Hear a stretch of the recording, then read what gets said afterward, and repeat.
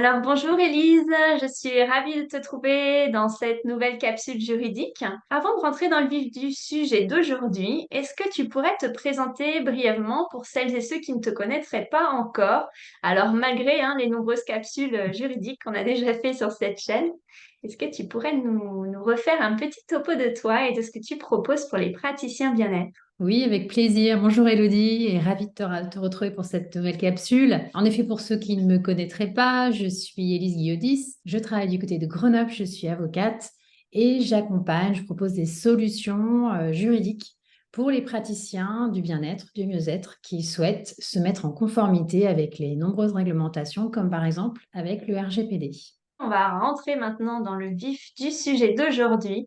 Est-ce que tu peux nous expliquer les règles à respecter pour les prestations effectuées à distance? Oui, Elodie, c'est vrai qu'il y a des règles. Alors, on ne va pas dans cette capsule tout lister, mais je dirais que si on veut aller à l'essentiel, au principal, quand on est praticien du bien-être et quand on veut proposer à sa clientèle des consultations à distance, au niveau juridique, il faut à minimum, pardon, respecter trois règles principales. Première règle, on en a déjà parlé, mais j'en remets une couche parce que c'est une règle très importante. Il va falloir penser à donner les informations obligatoires sur le droit de rétractation à ses clients. Pourquoi? Parce que quand on fait des contrats conclus à distance, donc quand on propose de la consultation à distance, juridiquement parlant, on va conclure un contrat à distance et du coup, le Code de la consommation impose aux professionnels de rappeler à leurs clients qu'ils ont un droit de rétractation de 14 jours. Donc concrètement, ça veut dire qu'en fait, le client a le droit de changer d'avis pendant 14 jours suite à la conclusion du contrat. Donc, ça peut, par exemple, se transposer suite à la prise de rendez-vous. Alors, j'ai pas mal de praticiens qui me disent, oui, mais bon, par exemple, ce délai de 14 jours, si moi, mon client veut que je le reçoive 3 jours plus tard, est-ce que c'est possible? Ou alors, est-ce qu'il faut que j'attende 14 jours? C'est tout à fait possible de recevoir son client dans les 3 jours suivant, par exemple, la prise de contact. En revanche, ça veut dire qu'au moment où il y a cette prise de contact, il va falloir quand même rappeler à son client qu'il a ce droit de rétractation de 14 jours. Donc, si par exemple, donc en général, on le rappelle dans ses conditions générales et on prévoit aussi dans ses conditions générales le formulaire qui permet à son client de se rétracter gratuitement. Et donc, si par exemple, le rendez-vous qui est prévu dans 3 jours, eh bien finalement, ça correspond à la prestation intégrale qu'on voulait lui fournir à ce client-là, dans ce cas-là, on va considérer que si le jour du rendez-vous, si le rendez-vous se passe bien et qu'il est parfaitement exécuté, eh bien, on va considérer que finalement, il a renoncé à son droit de rétractation. En revanche, si je donne un exemple comparatif, si par exemple, au moment de la prise de rendez-vous, vous avez proposé finalement un suivi sur plusieurs séances. Une première séance qui a lieu au bout de 3 jours et puis ensuite, je ne sais pas, une deuxième, une troisième séance qui ont lieu le mois suivant. Le droit de rétractation va s'appliquer pour les séances suivantes. C'est-à-dire que la première séance, si elle est réalisée, eh bien, elle devra être payée, donc au prorata de ce qui est prévu. Mais par contre, le client, s'il est toujours dans son délai de 14 jours pour se rétracter, eh bien, il va pouvoir librement changer d'avis sur les séances suivantes.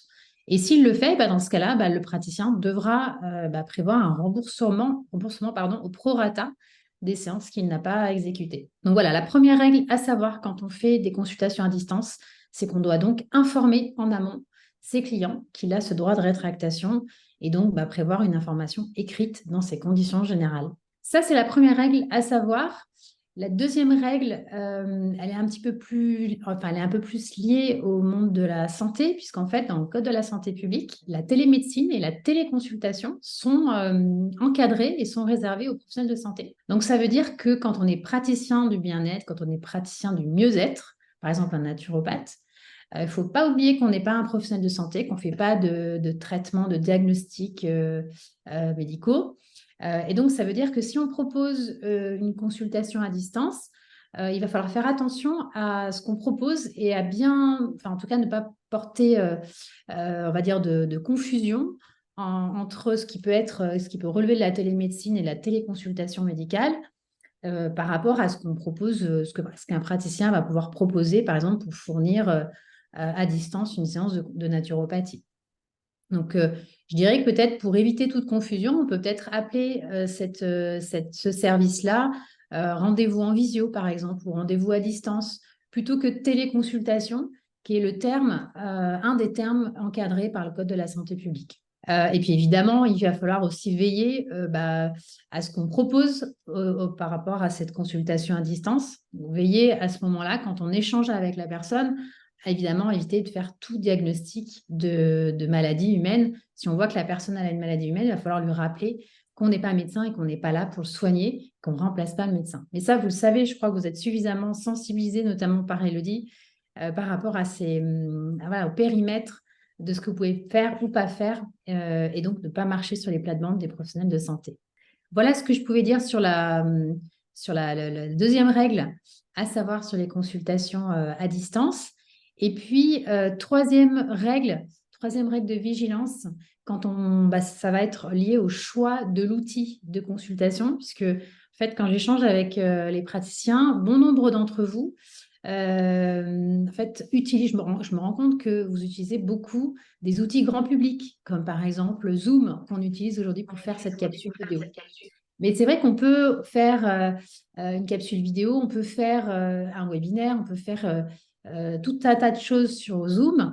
Pour autant, est-ce que une séance de naturopathie, si je reprends l'exemple du naturopathe, est-ce que l'outil Zoom est véritablement adapté ça ne me semble pas forcément opportun. Pourquoi? Parce que Zoom reste, alors Zoom ou un autre outil du marché, mais ça reste des outils grand public destinés à un usage personnel et pas forcément à un usage professionnel. J'entends par là que c'est vrai que quand on fait une séance de naturopathie, il va y avoir des échanges quand même assez privilégiés avec la personne. La personne va vous raconter, va vous donner un certain nombre d'informations sur sa situation personnelle, sur ses habitudes alimentaires, etc. Donc, l'outil peut être amené à stocker, d'accord, un certain nombre d'informations personnelles de la personne, notamment des données de santé. Et donc ça peut poser vraiment un souci de conformité. Donc, j'invite et je conseille tous les praticiens du bien-être à éviter d'utiliser des outils comme Zoom, des outils de visio grand public pour proposer des séances de bien-être. Il vaut mieux utiliser des outils qui sont plus adaptés, professionnels et plus sécurisés. Et là, je vous invite à consulter les recommandations de la CNIL, l'autorité de contrôle en matière de protection des données personnelles, et qui vient rappeler le fait que quand on utilise un outil de visio, eh bien, il faut faire attention, quand on est professionnel, à s'assurer qu'on utilise bien un outil qui est sécurisé. Pourquoi? Parce qu'on doit garantir la confidentialité des échanges avec son client. Donc, ça veut dire vérifier que, par exemple, la personne et puis vous-même accédez à l'outil via des accès par mot de passe robustes avec un système d'identification qui soit fort. Il va falloir veiller à ce que les communications, donc les échanges, que ce soit les échanges oraux ou par exemple les échanges de documents dans le chat, soient bien correctement cryptés. Et puis, il faudra évidemment veiller, ça vous le savez aussi, je pense, par le biais d'Elodilius, c'est que si jamais l'outil venait à stocker ou en tout cas avoir accès à des données de santé, eh bien, il va falloir utiliser un outil qui soit hébergé sur des serveurs HDS certifiés données de santé. Donc voilà, ça fait quand même beaucoup d'exigences de protection, de sécurité des données personnelles qui me font vous dire que finalement, un outil comme Zoom, ce n'est pas un outil que je vous conseille pour développer vos solutions de consultation à distance en bien-être. Toi, Elodie, peut-être que tu peux nous parler justement de la solution que tu proposes désormais aux praticiens qui sont clients chez toi, parce que c'est vraiment une solution hyper intéressante. Je crois que tu es la seule, en tout cas, à proposer aux praticiens du bien-être ou du mieux-être ta solution de visio. Donc peut-être tu peux nous en parler parce que pour le coup, elle répond vraiment à tous les critères que je viens d'évoquer. Oui, effectivement, merci Elise. Alors, la solution qu'on a développée pour nos outils de visio, elle permet bien sûr de faire des rendez-vous en visio tout en respectant les différents critères que tu viens de citer. Donc, par exemple, sur notre solution, le client, il devra se connecter sur son compte personnel. Et c'est là, en fait, ensuite qu'il trouvera un lien pour rejoindre le praticien en visio. Et de même, pour le praticien qui se connectera sur son compte professionnel, lui, pour programmer ses rendez-vous en visio, là aussi, il rejoindra son client en ligne à partir de son compte personnel. Il faut savoir que le lien de la visio, il est unique et il est réservé uniquement pour le client et son praticien et donc accessible depuis leur compte respectif.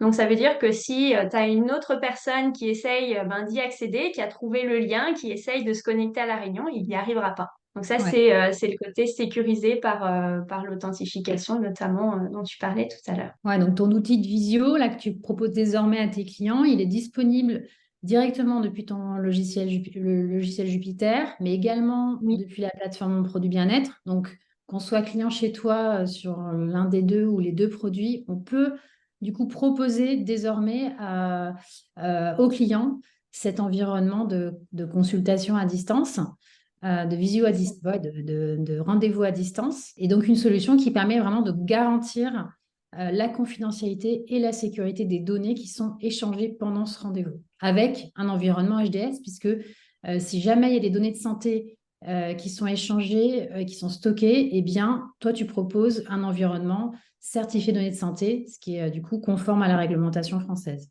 Tout à fait, oui. Le système de visio, comme Jupiter, comme mon produit bien-être, pour ceux qui nous suivent, hein, vous savez qu'on est très à cheval à la boîte Naturo là-dessus. Ils sont tous hébergés effectivement sur des serveurs HDS, hein, donc ils sont basés en France, comme tu disais, dans l'Union européenne. Nous, on reste en France et ces serveurs HDS sont agréés pour les données de santé. Donc voilà, que ce soit des informations recueillies sur Jupiter, sur mon produit bien-être, par exemple au moment de la prise de rendez-vous, lors de la visio pendant le rendez-vous, il y a tout qui est sécurisé et tout est crypté bien sûr sur ces serveurs HDS. Bravo Elodie en tout cas pour cette nouvelle solution que tu proposes parce que je pense qu'elle va vraiment apporter une vraie solution de sérénité juridique et sérénité RGPD tout court aussi hein, aux praticiens qui nous écoutent. C'est vrai qu'il y a beaucoup de praticiens qui, comme tu l'as dit, utilisent Zoom, WhatsApp, voilà, j'ai entendu Skype, enfin, il y a beaucoup d'outils comme ça qu'ils utilisent. Mais en fait, c'est à défaut parce que ils ne trouvent pas de visio qui sont sur des serveurs HDS. Donc, praticien, il peut pas l'inventer, hein.